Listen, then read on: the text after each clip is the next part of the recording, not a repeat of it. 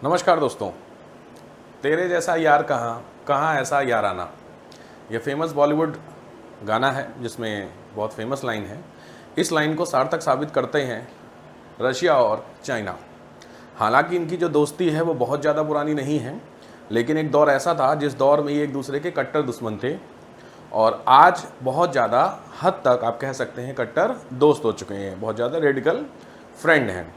तो बेसिकली इसमें जो सबसे इम्पॉर्टेंट रोल आता है वो आता है इन भाई साहब का, जिनको हम लोग यूएस के नाम से रिप्रेजेंट करते हैं। तो यूएसए ने बेसिकली यूएसए चाल ऐसी चलता है कि फ़ायदा उसको हो जाए, बट जनरली दुनिया भर में ऐसे इंसिडेंट बहुत सारे हुए हैं जिसमें यूएसए का सबसे ज़्यादा नुकसान हुआ है।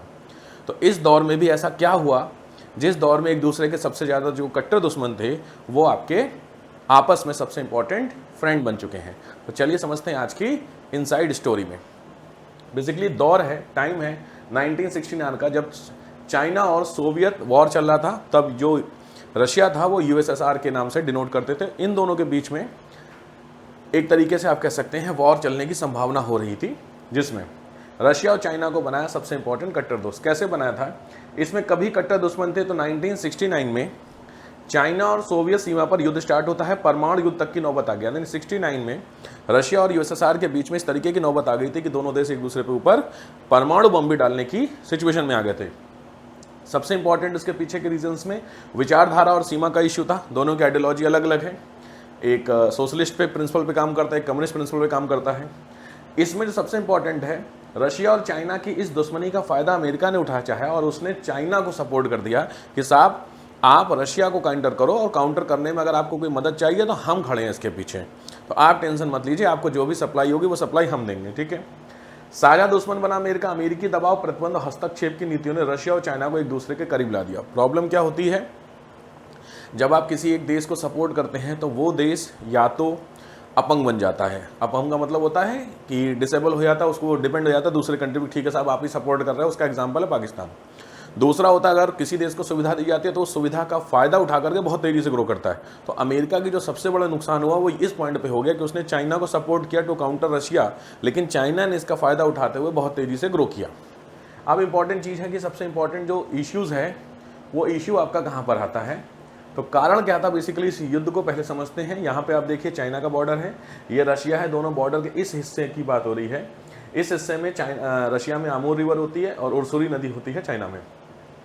तो बेसिकली ये जो वो बॉर्डर है, जिस बॉर्डर पे कंट्रोल किसका था, यूएसएसआर का था। यानी रशिया वाले लोग इस अंदर तक आ चुके थे। कहानी क्या थी, तो कहानी कुछ इस तरीके से, संघर्ष की कहानी 64 में स्टार्ट होती, जब चाइना ने 19वीं शताब्दी में निर्धारित चीन सोवियत सीमा के मुद्दे को उठाया और मंचूरियन एरिया पर अपना अधिकार जताया। सबसे इंपॉर्टेंट है ये जो मंचूरियन एरिया है, इस एरिया पर, मंचूरिया, इस क्षेत्र पर चाइना ने बोला कि साहब ये एरिया किसका है, हमारा एरिया है। कैसे है, 1860 की पेकिंग संधि और 1864 की आइगुन संधि के तहत किंग राजवंश ने रशिया को बहुत सा भूभाग सौंप दिया था। बेसिकली कहानी 1860 के दौर से स्टार्ट होती है, जब चाइना में एक राजवंश काम करता था जिनका नाम था किंग राजवंश। उन किंग राजवंश ने दो संधि की, उन दोनों संधि के तहत उस एरिया को किसको दे दिया था, रशिया को दे दिया था।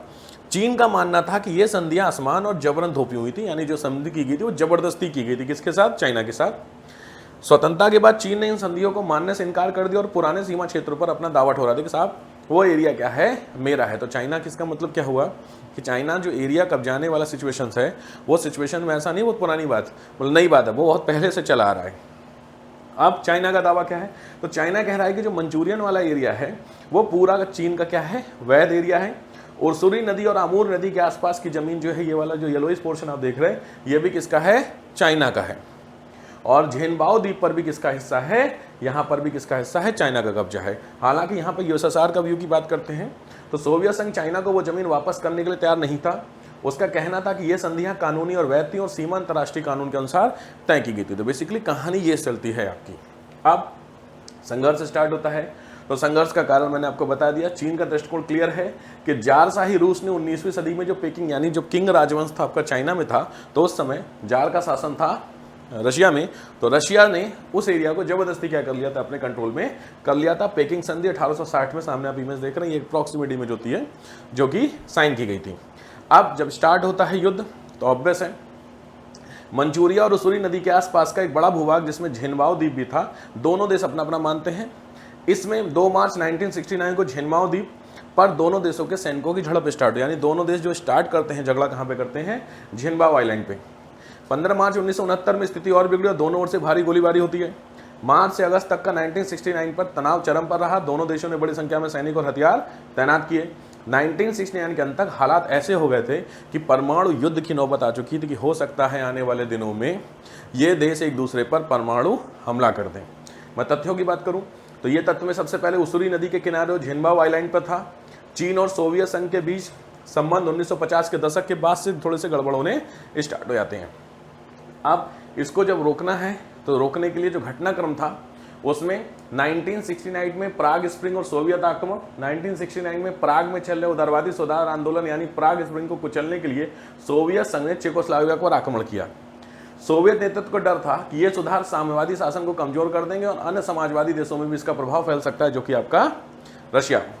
चीन की चिंता इस कदम से चाइना को डर लगा कि सोवियत संघ समाजवादी सुधार के नाम पर उस पर भी आक्रमण कर सकता है, दोनों देशों के संबंध और ज्यादा बिगड़ने लगते हैं। तो बेसिकली आप कह सकते हैं दोनों के बीच में झगड़े का जो मेन मुद्दा था वो बॉर्डर तो था ही, साथ में प्राग में जो होने वाली क्रांति थी उसके पीछे का भी इश्यू था, जहां रशिया उस आंदोलन को दबाने के लिए अपनी आर्मी भेजता है। तो चाइना के मन में डाउट जरूर आ जाता है कि हो सकता है आने वाले दिनों में रशिया हमारे ऊपर भी आर्मी भेजे समाजवादी सुधार के नाम पर।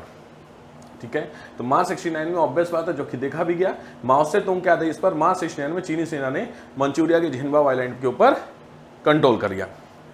तो बट समस्या क्या होती है कि इसको सॉल्यूशन कैसे होना, तो सॉल्यूशन होने के लिए ऑब्वियस बात है युद्ध विराम किया गया। युद्ध विराम में कुछ इंपॉर्टेंट पॉइंट समझ में आते हैं, जिसमें सोवियत संघ से चुनौती के रूप में देखा और चीन की सीमा पर सेना लगाई। सोवियत संघ को हार का डर था, ऑब्वियस सोवियत संघ को डर था कि उसकी चाइना सेना की संख्या, गुरिल्ला युद्ध के अनुभव और जनयुद्ध सिद्धांतों के कारण हो सकता है हार जाए। पॉसिबिलिटीज चाइना उसको रशिया को भी लग रही थी। तो अगस्त 1969 में चाइना और सोवियत सेना ने सिंजियांग और टेल्की में झड़पें हुई, जैसे दोनों देशों के बीच परमाणु युद्ध की सिचुएशन होती है। बट फाइनली 11 सितंबर 1969 को चाइना को भी लगा कि हम काउंटर नहीं कर पाएंगे, रशिया को भी लगा कि हो सकता है हम भी चाइना से हार जाएं, क्योंकि चाइना के पास ऑब्वियस टेक्नोलॉजी भी ज़्यादा थी, संख्या बल ज़्यादा था। बेसिकली जो आर्मी के सोल्जर्स थे वो थोड़े से नंबर्स में ज़्यादा थे। तो रशिया की भी डाउट था कि हो सकता है आने वाले दिनों में हम हार जाएं। तो बेसिकली इससे अच्छा क्या है कि दोनों देश जो आपस में लड़ रहे हैं वो दोनों देश आपस में क्या कर लें, युद्ध विराम कर लें। तो इसके लिए 11 सितंबर 1969 को युद्ध विराम की घोषणा होती है। 11 सितंबर को बीजिंग में सोवियत संघ के प्रधानमंत्री अलेक्सी कोज़गिन और चाइनीज पीएम झोउ एलनाई की मुलाकात के बाद तनाव कम हुआ और युद्ध विराम की घोषणा होती है। हालांकि इस पूरे युद्ध में जो सबसे इंपॉर्टेंट रोल रहता है वो रहता है यूएसए का। यूएसए ने चाइना को बहुत हद तक आर्टिलरी सपोर्ट भी दिया था, फंडिंग भी की थी टू काउंटर द रशिया।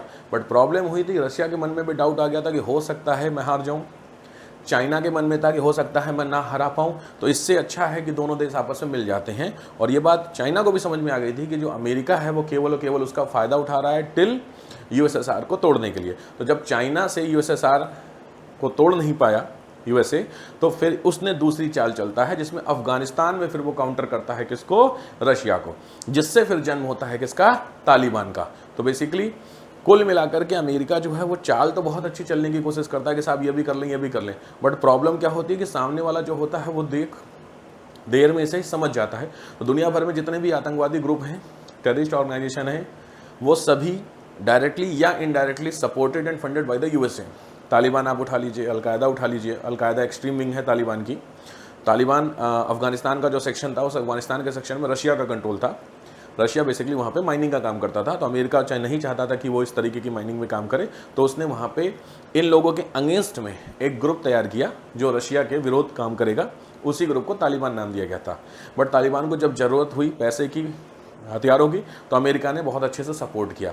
लेकिन जब उसका काम खत्म हो गया, यूएसएसआर टूट गया रशिया में, कई सारे हिस्सों में टूट गया, 15 हिस्सों में, तो उसके बाद यूएसए वहाँ से वापस हो गया। तो जब वापस हो गया तो ये जो आपने तालिबान का जन्म किया था इसको कैसे किया जाए, सेम कहानी इन्होंने रिपीट की इराक में आपने सुना होगा एक ऑर्गेनाइजेशन है आईएसआईएस। उस आईएस का जन्म भी इसी बेसिस पे हुआ था, to counter the Saddam Hussein. जैसे सद्दाम हुसैन की कहानी खत्म होती वैसे ही अमेरिका वहाँ से वापस हो गया। तो ये जो आईएसआईएस हुआ, अब इसका क्या करें। तो इसीलिए जितने भी टेररिस्ट ऑर्गेनाइजेशन हैं, ये ऑर्गेनाइजेशन किस पे खुन्नस खा के बैठे हैं, यूएसए पे, कि साहब तुमने ही चूंकि हमें किया है तो ऑब्वियसली इट्स योर रिस्पॉन्सिबिलिटी कि आप हमें टैकल करो, चीज़ों को करो। बट अमेरिका सीधे सीधे हाथ खड़े कर देता, बॉस कि मेरे हाथ में नहीं है। तो ये जो सिचुएशन हो रही, इसी सिचुएशन से अमेरिका खुद भी झेलता है और पूरी दुनिया को भी झिलाता है। बट समस्या ये दुनिया की सबसे बड़ी इकॉनमी है, काउंटर करना पॉसिबल नहीं है, इसलिए चीज़ें जो दुनिया भर के देश हैं वो अपोज नहीं कर पाते हैं डायरेक्टली। इसीलिए जनरली अमेरिका को जब अपोज करने की बात आती है तो there is a possibility of making a group. BRICS हो गया, आसियान हो गया, इस तरीके के जो ग्रुप्स होते हैं वो ग्रुप्स कहीं ना कहीं काउंटर करने की कोशिश करते हैं डेवलप कंट्री को। बहरहाल तो उस समय की जो दोस्ती चाइना और रशिया की होती है वो दोस्ती आज भी बहुत अच्छे से कायम है, काफ़ी हद तक बढ़ गई है। जब जब दुनिया में ज़रूरत पड़ी है रशिया को, वहाँ पे चाइना ने सपोर्ट किया है, और जब जब चाइना को ज़रूरत पड़ी है तो वहाँ पे सपोर्ट रशिया ने किया है। तो हालांकि ये दोस्ती दिखावे तक ही सीमित है, बट हाँ चूँकि काउंटर करना है यूएसए को तो इस तरीके की चीज़ों को तो करना ही पड़ता है। बट अब भारत और रशिया की जहाँ तक बात करते हैं वो दोस्ती बहुत पुरानी है, उस पर फिर हम कभी वीडियो बनाएंगे, आपको बताया जाएगा कि इंडिया और रशिया की दोस्ती की कहाँ से स्टार्ट होती है, कैसे आगे बढ़ती है। ठीक है, चले मिलते हैं आपसे नेक्स्ट वीडियो में। थैंक यू, जय हिंद।